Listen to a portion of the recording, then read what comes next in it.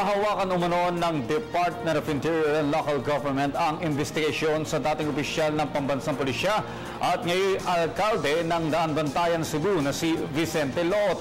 Si Loot ang isa sa 5 retirado at aktibong matataas na opisyal ng Philippine National Police na pinangalanan ni Pangulong Rodrigo Duterte na sangkot umano sa operasyon ng iligal na droga. Paliwanag ni DILG Secretary Ismael Sueno, dahil retirado na si Loot mula sa serbisyo sa PNP, DILG na ang hahawak ng kaso nito. Habang hahawakan naman ng National Police Commission ng mga kaso ng mga opisyal na aktibo pa sa serbisyo. Nakipagpulong na umano nitong Miyerkules ang DILG nagpulong na nitong Miyerkules ang DILG at NAPOLCOM.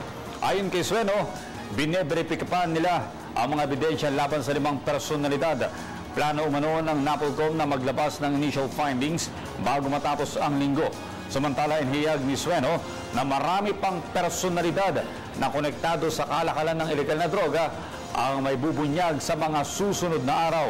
Maglalabas umano ang DILG ng listahan ng mga lokal na opisyal na sangkot sa drug trade bago mag-Hulyo 20.